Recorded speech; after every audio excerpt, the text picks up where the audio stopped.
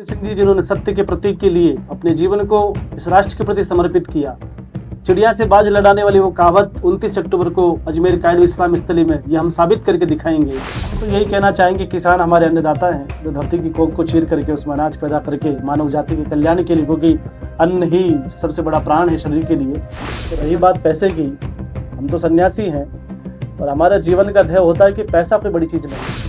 लोगों को जागरूक भी करेंगे, उनके खिलाफत भी बोलना पड़ेगा, क्योंकि जब तक आप कुछ नहीं बोलेंगे तो जनता को पता नहीं लगेगा। तो मंच का उद्देश्य ये है कि हम सब लोग मिलकर के जिस प्रकार से राजनीति की जो व्यवस्था है जो लड़खड़ा चुकी है, उस व्यवस्था को जरा सा ठीक करने की आवश्यकता है। दलित भाइयों के साथ में है, हम मूल ओबीसी के लोगों के साथ में है। जिस प्रकार से उनके साथ बेहुदा मजाक किया गया इन सत्ताओं में बैठे सरकार के लोगों ने, जिस प्रकार से उनके हाथ बांध दिए गए और सामने जलेबी लटका दी गई। उन्हें आरक्षण तो दिया गया, अब वो जलेबी का ना तो स्वाद आ पाया और ना उन्हें उस जलेबी का जो सुख महसूस होता वो नहीं हो पाया। कोई भी पार्टी किसी प्रकार से देने का प्रयास करती है तो पहला मेरा टारगेट ये होगा कि टिकट कोई व्यवस्था परिवर्तन का दौर नहीं हो सकता। टिकट का वो लोग नेता लोग लेवें जिन्हें आवश्यकता है, जिन्हें राजनीति की लोलुपता है, वो टिकट लेवें। मैं उनके लिए शुभकामना देता हूँ। विधानसभा के चुनाव अब अलग ही मोड में आने वाले हैं। आचार संहिता की घोषणा होने के साथ ही चुनाव एक अनूठे अंदाज में अलग ही रूप में होंगे। चुनाव में कई साधु महात्मा टिकट की कतार में लगे हुए हैं। अलग अलग पार्टियों से कई साधु महात्माओं ने आवेदन किए हैं संत महात्माओं के तौर पे। राजस्थान से फिलहाल 2 सांसद भी हैं, सुमेधानंद सरस्वती हैं, बालकनाथ है अलवर से। इसके अलावा भी महंत प्रतापपुरी समेत कई साधु संत जो है वो टिकट की कतार में हैं। इसी बीच आज हमारे स्टूडियो में एक ऐसे संत भी हैं जो सामाजिक सुधार और राजनीति की बात तो करते हैं, लेकिन यह कह रहे हैं कि वे चुनाव नहीं लड़ेंगे, बल्कि ऐसे लोग जो कि राजनीति में स्वच्छ और साफ छवि वाले हों, साथ ही विकास के मामले में जातिगत भेदभाव से दूर रहकर या किसी भी तरह के भेदभाव से दूर रहकर विकास को या लोगों के कल्याण को प्राथमिकता देते हों, ऐसे लोगों को वो मदद करेंगे। जी हां, हमारे साथ आज जन स्वाभिमान मंच के संयोजक राजऋषि शांताराम महाराज हैं। महाराज जी, बहुत बहुत स्वागत आपका। नमस्कार। पहले हम ये जानना चाहेंगे, ये जन स्वाभिमान मंच का उद्देश्य क्या है आपके शब्दों में, और इसकी अभी चुनाव से पहले ही आपको आवश्यकता क्यों महसूस हुई? जन स्वाभिमान मंच का उद्देश्य है कि गरीब तबके के साथ किसान, मजदूर, दलित जो पिछड़ा वर्ग है उसके लिए कानून, ये जिस प्रकार से मंच बनाया गया, इसका मंच का उद्देश्य ये है कि हम सब लोग मिलकर के जिस प्रकार से राजनीति की जो व्यवस्था है जो लड़खड़ा चुकी है, उस व्यवस्था को जरा सा ठीक करने की आवश्यकता है। रही बात चुनाव से पहले, कई वर्षों से हम सुचारू रूप से कार्य कर रहे थे, पर वर्तमान समय में अब लोकतंत्र में, डेमोक्रेसी में अपनी बात रखने का हमें तरीका है। और ऐसे समय में हम सब लोगों ने यह तय किया है कि लोकतंत्र में पूरे राजस्थान भर में हम लोग दौरा करेंगे, और जब दौरा करेंगे तो स्वाभाविक बात है कि लोगों को जन जागृति का कार्य करने के लिए लोगों का आह्वान करेंगे कि कैसे लोगों को आपको चुनना है। हम अच्छे लोग चुन करके भेजना चाहते हैं, इसलिए ऐसे समय में जन स्वाभिमान मंच को आगे आना पड़ा। आपके जन स्वाभिमान मंच है, इसका मोटो है सेवा, सुरक्षा और न्याय। तो किस तरह के न्याय की बात करते हैं आप? दलितों को साथ लेके चलने की बात करते हैं, तो राजस्थान में क्या आपको लगता है कि क्या किया जाना चाहिए? दलित, वंचित और इवन मूल ओबीसी की आप बात करते हैं कि मूल ओबीसी पिछड़ रही है। मुख्यमंत्री अशोक गहलोत ने घोषणा तो की है कि 6% आरक्षण मूल ओबीसी को अतिरिक्त दिया जाए, लेकिन अभी तक लागू नहीं हुआ।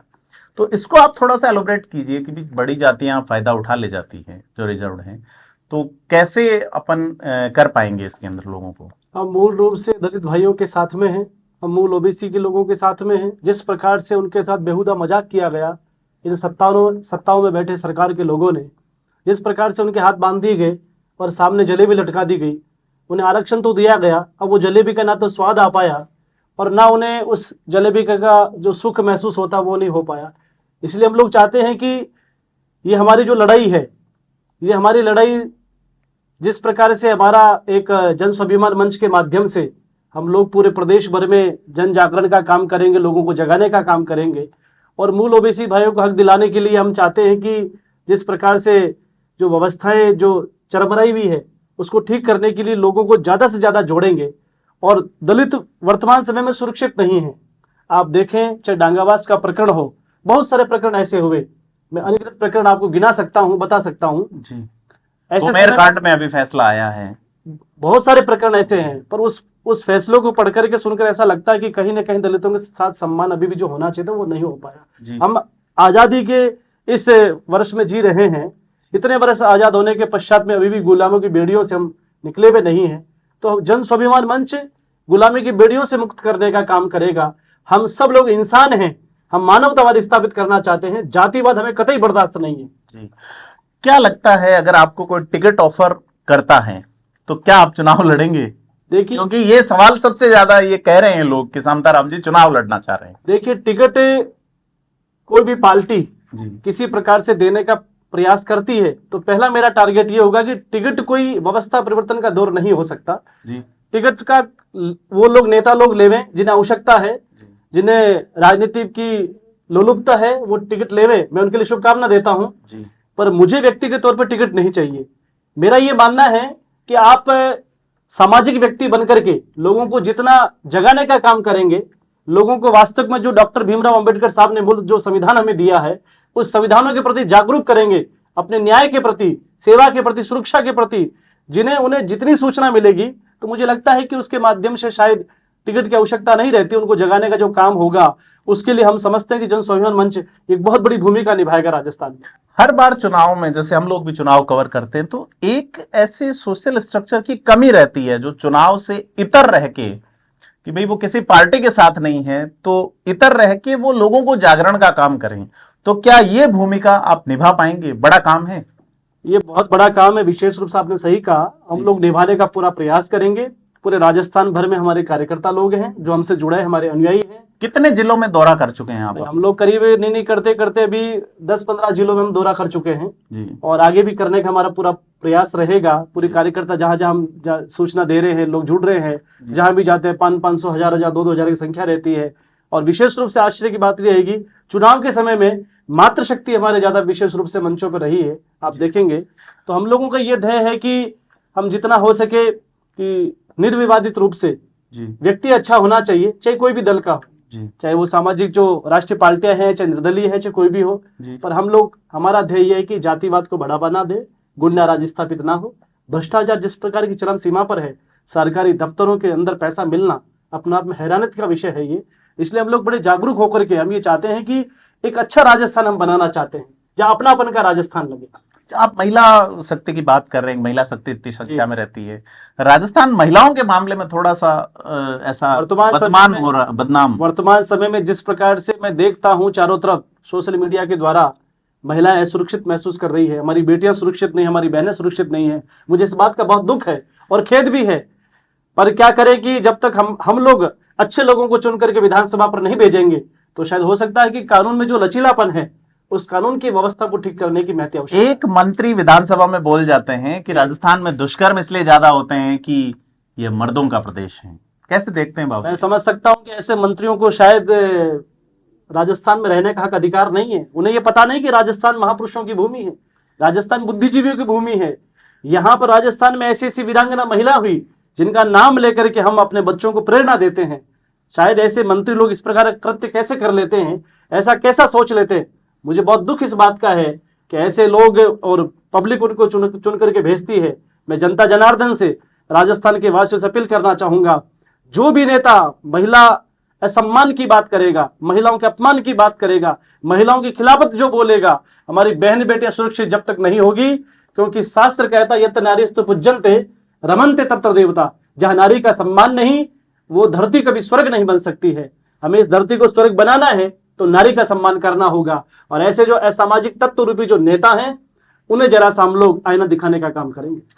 एक कहावत चलती है कि संत जो है वो राजनीति पे अनुशासन स्थापित करे जी, लेकिन बीच में एक दौर आया विचलन का। स्वामी करपात्री जी महाराज ने एक बड़ी पार्टी खड़ी की थी, लेकिन बाद में नेता जैसे ही बनते हैं वो संतों के हाथ से निकल जाते हैं। तो कहीं ऐसा नहीं है कि आपके माध्यम से कुछ लोग राजनीति चमकाना चाह रहे हैं? हम लोग, हमारा ध्येय ये है कि हम अच्छे लोग चुन करके भेजना चाहते हैं जी। अच्छे लोग जाएंगे, स्वाभाविक बात है कि अच्छे का मतलब वही है जो हमको छोड़ करके नहीं जाए जी। अच्छा वही हो सकता है जो छोड़कर नहीं जाए, आपके विचारों को छोड़ जी, जी, जो हमारे जो सिद्धांत है जिस पर हम लोग जो पूरी लड़ाई लड़ेंगे जी, तो उसको छोड़कर यदि वो नहीं जाएगा, और स्वाभाविक बात है ऐसे लोगों को हम समर्थन करना चाहिए। स्वामी कृपात्री जी की आप बात कर रहे हैं, कृपात्री जी महाराज एक बहुत अच्छे सन्यासी महात्मा थे, जिन्होंने पूरा उस कालखंड में ऐसा प्रयास किया कि वर्तमान की जो राजस्थान की व्यवस्था थी उस कालखंड में बड़ी चरमरा गई थी, और ऐसे समय में कृपात्री जी महाराज को आगे आना पड़ा। मूल रूप से उनकी पार्टी ने टिकट भी कई सारे जीते, और समय कालखंड था कि वो समय रहते हुए ईश्वर को प्यारे हो चुके। और ऐसे समय हम चाहते हैं कि शायद कृपात्री जी महाराज के जाने के बाद जो जिस प्रकार से राजस्थान का माहौल है, उसमें कहीं ना कहीं हम उनके सिद्धांतों को, उनके वचनों को पूरा करने का प्रयास करेंगे। क्योंकि मूल रूप से मेरा ये मानना है, संविधान ने जो हमें ताकत दी है, समरसता और सद्भाव, वो कहीं ना कहीं हमें कमी महसूस हो रही है। आज हम देखते हैं कि हम एक जाजम पर बैठने की बात करते हैं, फिर भी कहीं ना कहीं छुआछूत, भेदभाव, जातिवाद, मानवतावाद खत्म होता जा रहा है। भ्रष्टाचार का बहुत बोलबाला, जिस प्रकार से आप देखते हैं कि पूरा राजस्थान पेपर लीक की मंडी हो चुका है जी। अब युवाओं के साथ बड़ी भारी मजाक की जा रही है। आप कौन से राजस्थान को बसाना चाहते हैं? जब प्रदेश का नौजवान ही बेरोजगार रहेगा, वो क्राइम करेगा। उसे कहीं ना कहीं रोजगार चाहिए, और रोजगार के अवसर खाली सरकारी नौकरियां नहीं है, कहीं ना कहीं उसे खुद को अपने पैरों पर खड़ा रहने के लिए उसे सरकारें संबल देवे, उसे आश्वासन के साथ में उसे संबल दिया जाए। प्राइवेट नौकरियों के माध्यम से किसी प्रकार से सरकार के पास में बहुआयामी योजना होती है, पर कहीं ना कहीं गुलछर्रे उड़ा रहे हैं कुछ लोग। उन गुलछर्रे उड़ाने वालों के लिए अभी जन स्वाभिमान मंच बड़ा कड़ाई से काम करेगा, और उन्हें समझ लेना चाहिए कि नितिन गडकरी ने ये कहा था कि गधे जो है वो गुलाब जामुन खा रहे हैं, ऐसा कुछ, ऐसा कोई बिल्कुल ठीक कहा उन्होंने, बिल्कुल ठीक कहा उन्होंने। वर्तमान में यही हो रहा है कि अच्छे लोग बेचारे चुप है। जिस प्रकार से अनैतिक लोग जो हैं, कहीं ना कहीं जातिवाद के नाम पर, गुंडावाद के नाम पर अपने समाज को बढ़ावा देने के लिए लोग समाज का सहारा लेते हैं, नेता बनकर जाकर के 35 कौम को गालियां देते हैं, अपनी जाति का संरक्षण करते हैं। मुझे लगता है कि जनप्रतिनिधि का रूप नहीं होना चाहिए, इसे बदलाव की आवश्यकता है जी। संगठन अगर अपन चलाते हैं तो पैसा बहुत चाहिए, कैसे मैनेज करते हैं हम? देखिए, रही बात पैसे की, हम तो सन्यासी हैं और हमारा जीवन का ध्येय होता है कि पैसा कोई बड़ी चीज नहीं है जी।